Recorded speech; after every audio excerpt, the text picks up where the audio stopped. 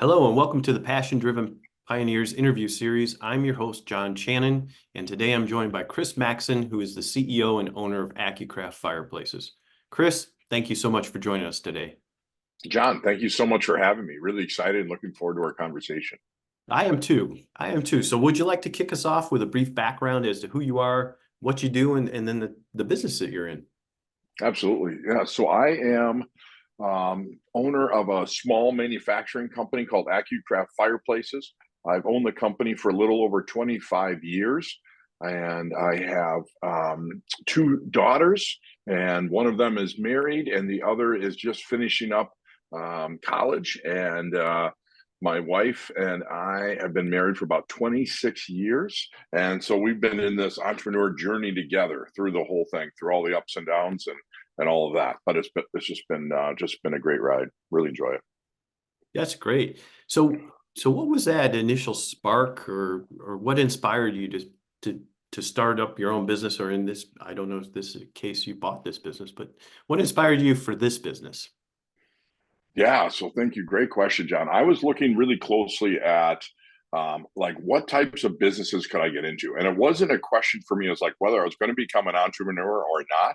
It was just like in my DNA. I feel like, gosh, I look back and I think Maxson has owned a manufacturing or construction related company in the state of Minnesota since like the 1860s. So it's Holy really cow. part of our DNA, right? Yeah. So it's really part of our DNA to be able to do this. And so my father encouraged me. He said, boy, please, go get a 4-year degree, work for another company for 5 years, and then I will help you find a company and help buy the company. And at that time, we started, so I went and I found it, worked for a great company called Horton Manufacturing for 5 years, learned a ton from a great family, great business. And then at that time, I actually resigned.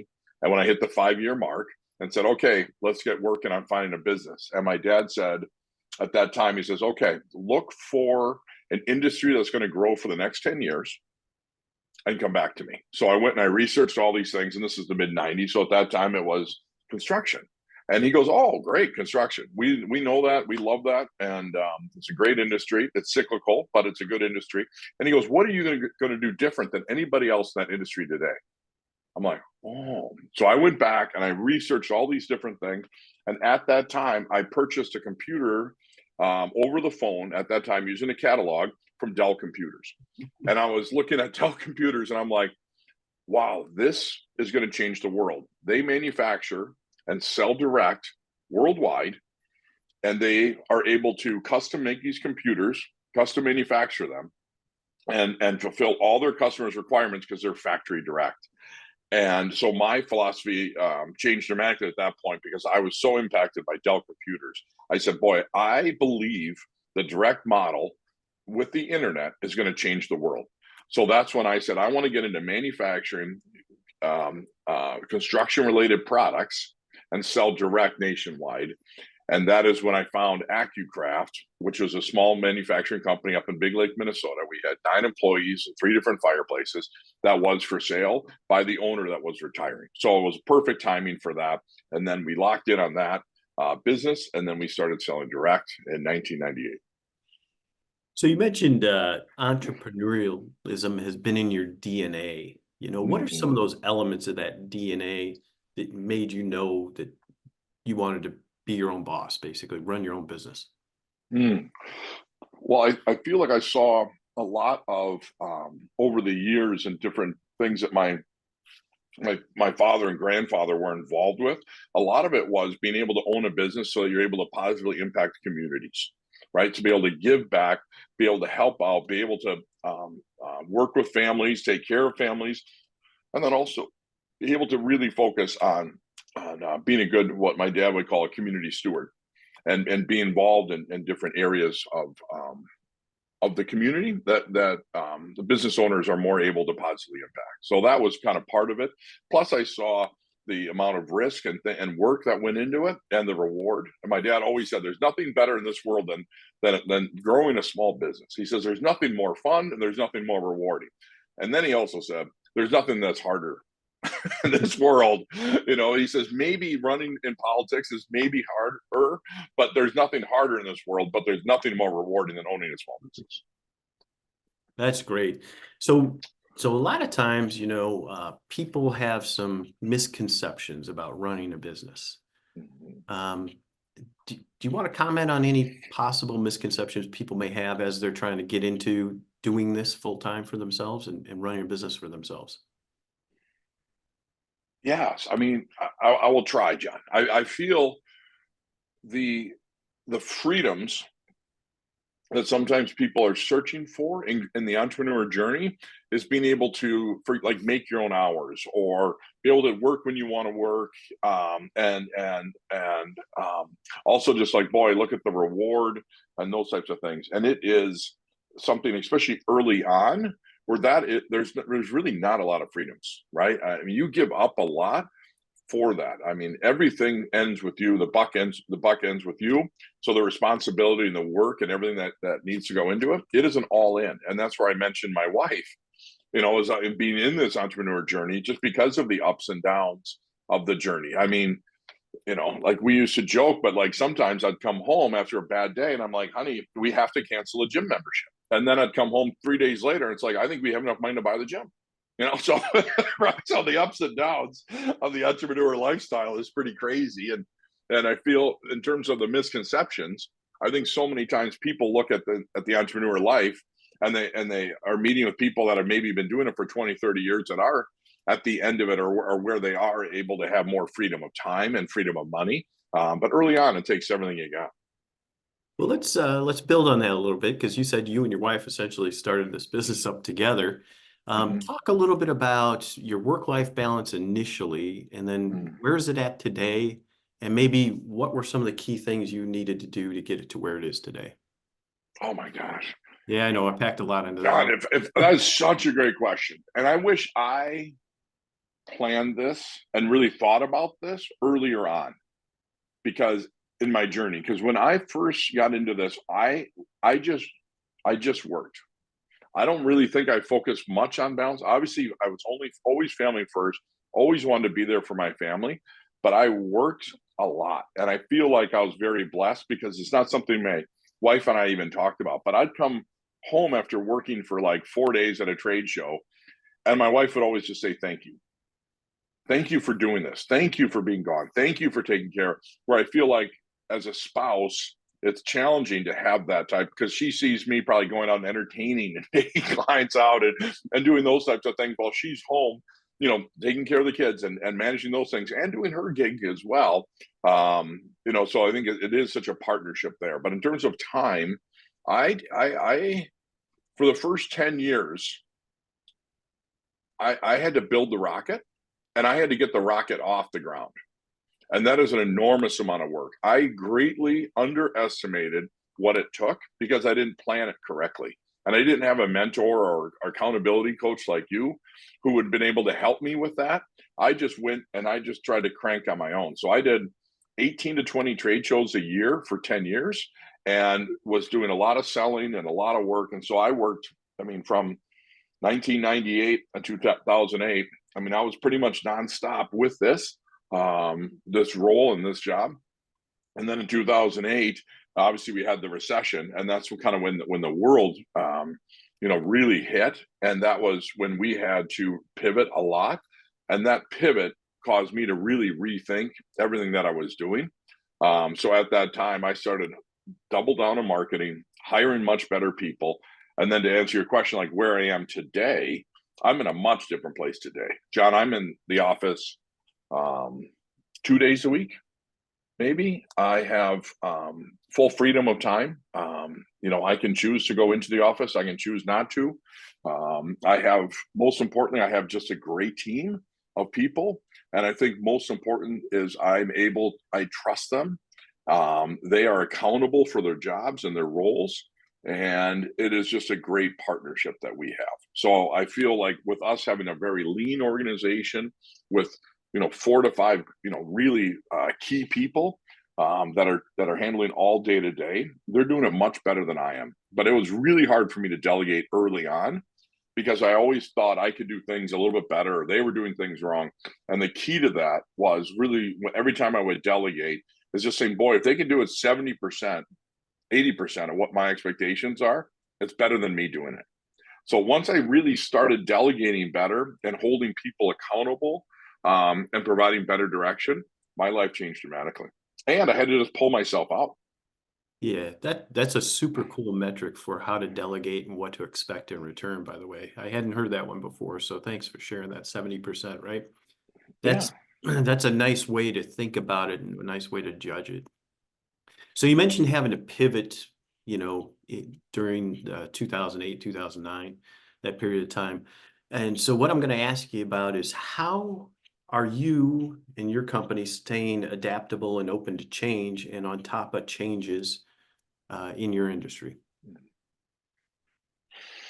Well, um, being direct, we're able to work really closely with our customers, and having that relationship with your customers and constantly asking them, what do they need? What are we not delivering? What can we do better? And every time I meet with customers, I'm always like, what should we start doing more of? What should we stop doing? And what should we pause? And receiving that feedback from our customers is great. Also, we don't look at all at our competitors.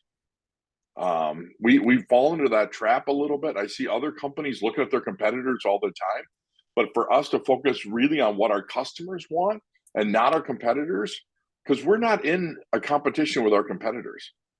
We're in competition with ourselves and us being better than we were last year, last quarter, last month. That's it. And so for us to just focus on that and for us to get internal with our motivation to be better, to be able to offer a better service, well, I think that's how we've been able to do it. And I just want to say one thing too, John. Many companies, including my own, I think most companies don't die of starvation and lack of change. They die of too much change, too much indigestion, right? I mean, so it's not starvation, it's not lack of change, it's too much change. And so for us, like when we look at managing the change, it's okay, is now the best time for this? When do we want to implement it? How long will it take? And really planning that out, because everything's going to take, all change takes longer than we think it's going to when we try to implement it. And for a lot of entrepreneurs, we're able to change pretty quick, and be able to come up with ideas pretty quick, and being able to implement all of them effectively is very hard. So that's where I think for us to be able to look at all of our different ideas and to really pick the ones that are quick and easy first, and then the ones that are going to take longer, we really need to process and plan those out rather than just get started on it. Well, Chris, you mentioned a little bit about your plans. Could you maybe just offer a glimpse into the future plans and goals you have for your business? So we are our new plan that we created as a company was for us to be 10x, right? So in 2020, we said we want to 10x this organization. And what does that mean? And how are we going to get there? And we really, with that, we need to start thinking much differently. And we just grabbed 10x as a common thing that's out there. You see it with Grant Cardone, you see it with Dan Sullivan, all of those things. But where 10x is easier than 2x, the Dan Sullivan line, which is awesome, is when we are thinking bigger and we're thinking differently, we're not going to implement things that are going to be smaller, right? And spending time on things that are not going to move the needle. So we're looking at things that are going to make us improve in chunks. And when I look at 10xing our business, it took us 12 years to 10x last time. So when you just look and map out your revenue, it took us 12 years to 10x to get to where we were in 2020. So for us to 10x again should be a lot easier, right? To go from 1 to 10 million is really hard. To go from 10 to 100 should be easier because we have a little bit more money, we have a little bit more resources, but most importantly, we've got great people and we've got established products. So that should be easier. We should be able to do it faster than 12 years. But for us, what we're saying is we want to do that by 2040. And we put that target so far out there that people felt like, oh, we don't have to be stressed about it, but it's a motivator. And I believe we'll do it by the year 2035-ish or so, but that's our goal. So for us, we had to change our thinking to be able to support our goal. And I love having goals so big you've got to change who you are to be able to achieve them. So that's where we came out with the 10X plan. Oh, that's really cool. And that's aggressive, but as you said, you know what? We're going to have to do things a little bit differently than we are today and rethink some of the things that we're doing. But I feel that I've got the team to help make this happen, and we're going to keep building. Absolutely. That's Yeah, great. it's definitely about the team. And it's so interesting. If I could give one story where the 10X really worked out is we spent months coming out with, we do a lot of custom gas fireplaces. We're really good at that, and we have that nailed. But in the back of our core is we make wood fireplaces, and we we're unable to make custom wood fireplaces because the testing around them and the ANSI and the standards are so challenging. We figured out how to do them. We had our test lab get qualified and certified to be able to do wood fireplace custom tests. And we went through all this, and we spent months on this because I wanted to launch custom wood fireplaces. And I was so excited about it.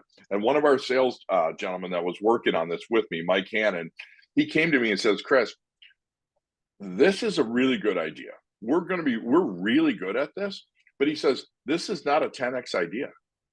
I'm like, what do you mean, Mike? I go, this is awesome. We're going to be one of the only companies in the country that can do custom wood fireplaces. He goes, Chris, this is maybe $1 million in revenue, not 10. He goes, this is going to be more work than it's worth. And the customers are going to appreciate it, but there's not going to be that many. So we need to look at the size of that market and the size of our opportunity within that market. And it's a small opportunity. So we scrapped it. And we went in and now we're launching a whole new standard line that's going to take half the amount of work, that's going to be twice as impactful with our customers. That was the 10X thinking. There you and go. It was awesome that it came from a sales guy. I loved it. That's great. So knowing that this show, right, is really directed towards people in the first few years of business or thinking about getting in business, Chris, do you have any final thoughts you'd like to share, or words of wisdom you'd like to share with our audience today? Definitely. I mean, I would say for two things, I think that when I look back over the last 25 years, there's nothing more fun, like my father would say, than running and owning and growing a small business. I think spending time and really looking at the type of people you want to have in your organization, really identifying your personal core values and bringing those into the company and having core values is very important. Because when there's what we call core value violations, right, with suppliers, with customers, with employees that violate our core values, we're able to see it much clearer, much faster when we have those documented and we spent time on that. And I think the other thing is focus on a purpose. Why are you doing this? And try to get others excited around that and finding out what their purpose is. Our goal is to positively impact the world. John, you're a guy who travels and goes down to Belize. And when we were there a couple of years ago, we saw half a mile of shoreline filled with plastic bottles. Oh, man. And so we said, my gosh, this is awful. And so we partnered with a company called 4Ocean, and they go up and they clean up plastic and clean up all these things. So every fireplace that's sold, I think in like a couple of months, we're able to clean up, I think it's 50 pounds per fireplace or something awesome like that. And being able to have those really cool give backs with your company and a sense of purpose, I think is really important. And then that's how we're able to unify not only our employees, but our customers, suppliers, and all rally together around positively impacting the world. But having it be a real mission and having it be something that's really important, I think it's got to be real, right? It can't be the fluff. It can't be those things. But I think having something that's really real, that means a lot to you and your employees and your family, is going to be a real differentiator. Well, listen, that's a great way to close us out. So thank you so much for your time today, Chris. It was great meeting you and learning more about your entrepreneurial journey. And to everyone watching, I look forward to seeing you in our next episode.